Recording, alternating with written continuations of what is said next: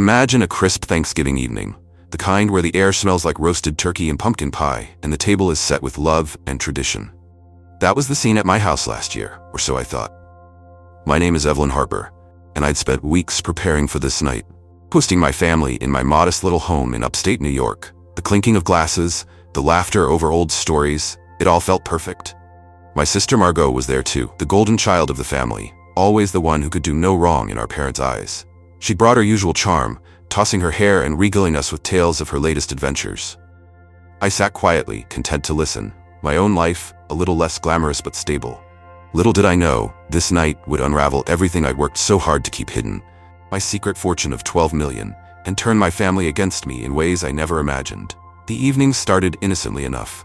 We were passing the mashed potatoes when Margot's phone buzzed. She'd been scrolling through something, her eyes narrowing as she glanced at me across the table.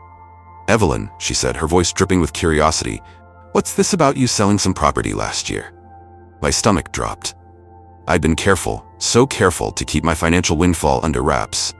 Years ago, I'd invested in a rundown building no one wanted, turned it into luxury apartments and sold it for 12 million. I didn't flaunt it, I didn't buy a mansion or a yacht. I kept living my quiet life, saving the money for a future I hadn't quite planned yet. But Margot, with her knack for sniffing out drama, had stumbled onto an old real estate listing tied to my name. I tried to brush it off. "Oh, just a little side project," I said, forcing a laugh.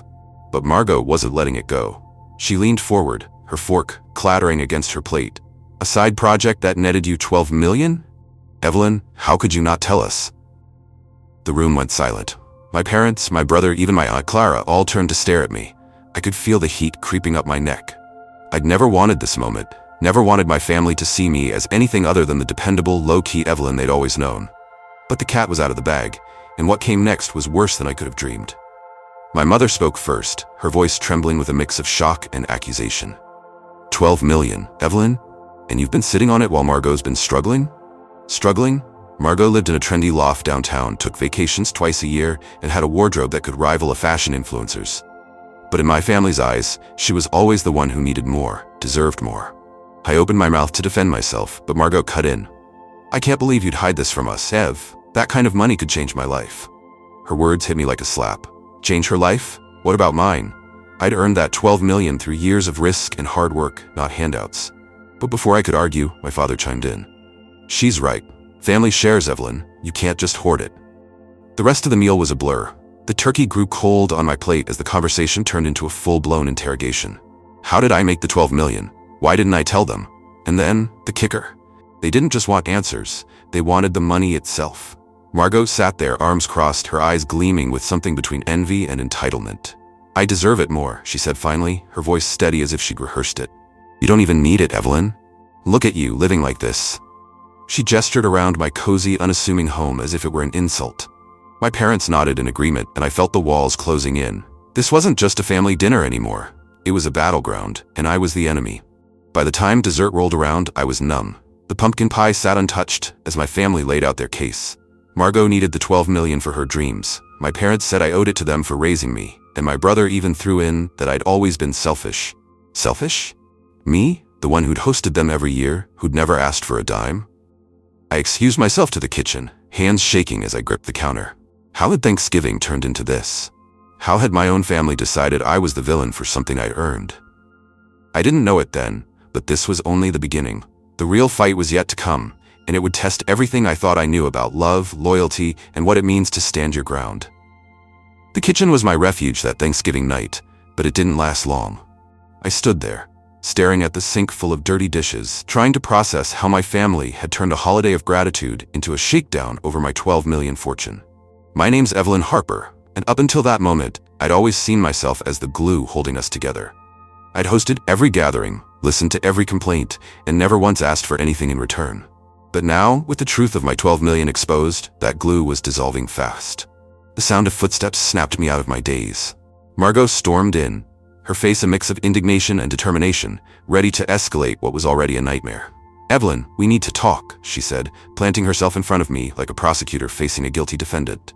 I barely had time to wipe my hands on a dish towel before she launched in. "That 12 million, it's not just yours. It's ours. I mean, come on, you've been sitting on it like some messer while I've been out there chasing my dreams." "Her dreams?" Last I checked, those dreams involved a failed boutique, a string of lavish trips, and a habit of calling mom and dad for cash whenever her credit card maxed out. I took a deep breath, trying to keep my voice steady. Margot, I worked for that 12 million. Years of saving, risking everything on that property. It's not a family trust fund. She laughed, a sharp, bitter sound that echoed off the cabinets. Worked for it? Please. You got lucky, Evelyn. And luck like that should be shared, especially with me. I'm the one who's always had the vision, the ambition. You're just you. The way she said it, like I was some boring nobody, cut deeper than I'd expected. I'd always admired Margot's confidence, even envied it a little. But now it was a weapon aimed right at me. Before I could respond, my mother appeared in the doorway, her expression a mix of disappointment and resolve. She's right, Evelyn. Margot's got potential. You've had your win. It's time to help her. Help her? The words stung. I'd spent my life being the reliable one, the one who didn't need help because I figured things out on my own. That 12 million wasn't a lottery ticket. It was the result of late nights, calculated risks, and a belief in something no one else saw. But to them, it was just a pile of cash I didn't deserve. My father joined the fray next, his voice gruff. Family looks out for each other, Evelyn. You keeping that 12 million to yourself, it's selfish. Margot could do so much with it. I wanted to scream. Selfish. I'd paid for their car repairs, covered Aunt Clara's medical bills, hosted every damn holiday. But none of that mattered now. All they saw was the 12 million, and in their eyes, it belonged to Margot. The kitchen felt smaller with every word they threw at me. Margot crossed her arms, leaning against the counter. I deserve it more, Evelyn. You don't even use it. Look at this place. It's so ordinary. Ordinary. My home, the one I poured my heart into, was suddenly a mark against me. I clenched my fists, fighting the urge to lash out. And what would you do with it, Margot? Another trip to Bali? A new designer bag? She flinched, but only for a second. I'd invest it, she snapped. I'd make something of myself. You're just hoarding it like a dragon. The irony wasn't lost on me. She accused me of hoarding while demanding I hand it over to fuel her extravagant lifestyle. By then, my brother Liam had wandered in, drawn by the rising voices. Ev, just give her a chunk of it, he said, shrugging like it was no big deal. It's not like you're hurting for cash. That was the final straw. I turned to face them all, my family, the people I'd loved unconditionally, now staring at me like I was a vault they needed to crack open. This isn't about need, I said, my voice shaking but firm. It's about what I earned. I'm not a bank, and I'm not obligated to fund anyone's life. Silence fell, thick and heavy. Margot's eyes narrowed, my mother's lips pursed, and my father shook his head like I'd betrayed them. I walked out of the kitchen, past the dining room where the remnants of our Thanksgiving meal sat abandoned, and locked myself in my bedroom. My heart pounded as their words replayed in my head. She deserves it more. You're selfish. It's not just yours. How had it come to this? I'd spent years building that 12 million, only to have it twisted into a family entitlement. But this wasn't the end. They weren't done with me yet. The next morning would bring a new assault, one that would push me to my breaking point and force me to decide, give in to their demands or fight for what was mine. The sun barely peeked through my curtains the next morning, but the weight of last night's Thanksgiving disaster pressed down on me like a storm cloud. I'm Evelyn Harper, and after my family discovered my 12 million fortune, the cozy home I'd always cherished felt more like a battlefield. I'd locked myself in my bedroom, hoping sleep would dull the sting of their words. Margot deserves it more. You're selfish. Share it with family. But sleep didn't come easy. Every creak of the house reminded me they were still here. My parents, my sister Margot, my brother Liam, all under my roof, plotting how to claim my 12 million. I didn't know it yet, but the real fight was about to begin, and it would test every ounce of strength I had left. I dragged myself downstairs, the scent of stale turkey lingering in the air. The dining room was a mess, plates stacked haphazardly, a grim reminder of how quickly gratitude had turned to greed. I'd hoped they'd leave at dawn, but no such luck. Margot sat at the kitchen table, sipping coffee like she owned the place, while my parents hovered nearby, their faces set with purpose. Good, you're up, Margot said, her tone clipped. We need to finish this. Finish this? I hadn't realized we'd started anything beyond their ambush. I grabbed a mug, hands trembling, and braced myself. There's nothing to finish, I said. That 12 million is mine, end of story. My mother's gasp was theatrical, like I'd slapped her. Evelyn, how can you say that? After everything we've done for you? Everything they'd done? I wanted to laugh. They'd raised me, sure, but I'd been the one picking up the pieces for years, bailing Liam out of debt, hosting holidays, staying silent while Margot soaked up the spotlight. My father stepped in, his voice low and commanding. You don't get it, Evelyn. That 12 million, it's a blessing, and blessings are meant to be shared, especially with your sister. She's got dreams, real potential. Dreams, potential. The words echoed from last night, but now they carried a sharper edge, a demand I couldn't ignore. Margot leaned forward, her eyes glinting with something dangerous. "I've been thinking," she said. "You don't even use it, Evelyn. You live like this, in this little house, no ambition, no spark. I'd put that 12 million to work. I'd build something big, something the family could be proud of." Her words twisted the knife deeper. My life, my choices reduced to nothing because I didn't flaunt my wealth. I set my mug down, the clink loud in the tense silence. "And what's your plan, Margot? Another boutique that tanks? A fancy car you'll crash in a month?" It was harsh, but I was done playing nice. She flinched, then recovered fast. "At least I'd try. You're just scared to live." Scared to live? The accusation burned. I'd taken risks they couldn't fathom, poured my soul into that property deal that netted me 12 million. But to them, it didn't count because I hadn't waved it in their faces. My brother Liam shuffled in, rubbing sleep from his eyes. "Ev, just split it," he mumbled. "Give Margot a few million, keep the rest. Everyone's happy." "Happy?" I stared at him, incredulous. They weren't asking for a loan or a gift. They wanted me to carve up my 12 million and hand it over because Margot deserved it. I shook my head. "No, it's not happening." The room erupted. My mother's voice rose, shrill and accusing. "You're tearing this family apart, Evelyn." My father slammed his hand on the table. "You've got no loyalty." Margot stood, towering over me. "You're selfish, Ev. I need that 12 million more than you ever will. Need, deserve." The words swirled around me, a chorus of guilt and greed. I felt cornered, trapped in my own home by the people I'd loved most. But something snapped inside me. I straightened, meeting Margot's gaze. "You don't get to decide what I owe you. None of you do. I earned that 12 million, and I'm keeping it." For a moment, they were stunned. Then Margot laughed, cold and cutting. "You think you're better than us, don't you? Hiding all that 12 million while we struggle." Struggle? She just posted about her latest spa day on Instagram. I didn't bother pointing it out. Logic was lost here. My parents exchanged a look, then my mother spoke, her voice soft but venomous. "If you don't help Margot, don't expect us to be here for you." It was a threat, clear as day. Give up the 12 million or lose my family. My chest tightened, but I held my ground. "If that's your choice, then leave." They didn't move at first, maybe expecting me to cave, but when I turned and walked to the front door, holding it open, reality sank in. One by one, they filed out. Margot with a glare, my parents with tight-lipped silence, Liam with a shrug. The door clicked shut behind them and the house fell quiet. I sank to the floor, tears burning my eyes. 12 million, and it had cost me everything I thought I had. But this wasn't the end. They'd be back, and I'd have to decide how far I was willing to go to protect what was mine. The silence in my house after they left was deafening. I'm Evelyn Harper, and just hours ago I'd watched my family walk out my door, their ultimatum ringing in my ears.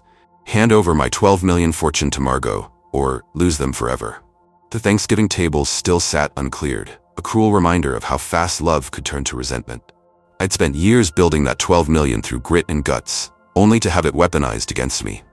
My sister Margot, my parents, my brother Liam, they'd all decided I was the villain for keeping what was mine. But as I sat there, alone in the wreckage of our family bond, something shifted. This wasn't just about money anymore. It was about who I was, and whether I'd let their greed define me. The fight wasn't over, and I was ready to draw my line in the sand. The next few days were a blur of texts and calls I didn't answer. Margot sent long, guilt-tripping messages. "You're breaking Mom's heart, Evelyn. Just give me what I deserve, and this can all go away." My father left voicemails, gruff and commanding. "You're making a mistake, girl. Fix this." Even Liam chimed in, casual as ever. "Come on, Ev, don't be dramatic. Just share a little. Share a little." As if 12 million was a plate of leftovers I could divvy up. I stared at my phone, their words clawing at me, but I didn't reply. I needed space, time to think. How had it come to this? How had my own flesh and blood turned into vultures circling my 12 million? Then came the knock. A week after Thanksgiving, Margot showed up unannounced, her face a mask of determination. I opened the door, steeling myself. "What do you want?" I asked, voice flat. She pushed past me, stepping into my living room like she had every right. "We're not done, Evelyn. I've been talking to a lawyer. That 12 million, it's not just yours. I'm entitled to it." Entitled? The word hit me like a punch. "You're not entitled to anything I earned," I snapped. She smirked, crossing her arms. "We'll see. I've got proof you used family resources to get started. That makes it ours too." My mind raced. Family resources? She meant the $50 Mom loaned me for a real estate course 15 years ago? It was laughable, but the threat wasn't. She was serious. I took a step closer, my anger boiling over. "You want to sue me, Margot? Go ahead, drag us through court, air all our dirty laundry. But you're not getting a cent unless a judge says so. And even then, I'll fight you every step." Her smirk faltered, but she recovered fast. "You're so selfish, Evelyn. I deserve that 12 million. I've got plans, big ones. You're just sitting on it like a coward. There it was again.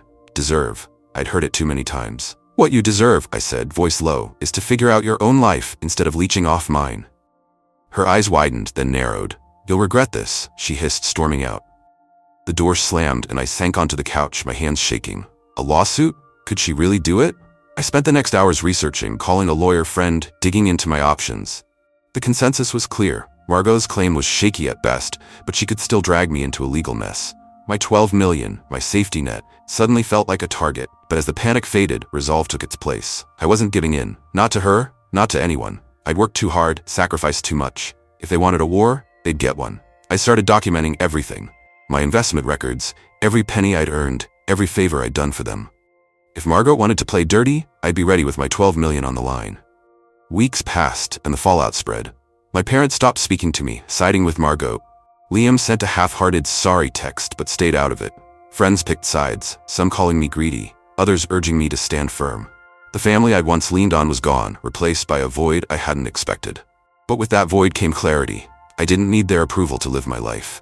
That 12 million wasn't just money, it was proof I could build something from nothing. Margot could scream deserve all she wanted, but she'd never understand what it took to earn it. One night, as snow fell outside, I sat by my fireplace, a glass of wine in hand. The house felt empty, but not lonely. I'd lost my family, yes, but I'd gained something too, a spine of steel, a certainty in my worth. Margot's lawyer letter arrived the next day, a flimsy attempt to scare me over the 12 million. I handed it to my attorney with a smile. Let her try. I'd fight for every penny, not out of greed, but because it was mine. Thanksgiving had torn us apart, but it had also set me free. The 12 million wasn't the prize anymore. My strength was, and no one, not even my sister, could take that away.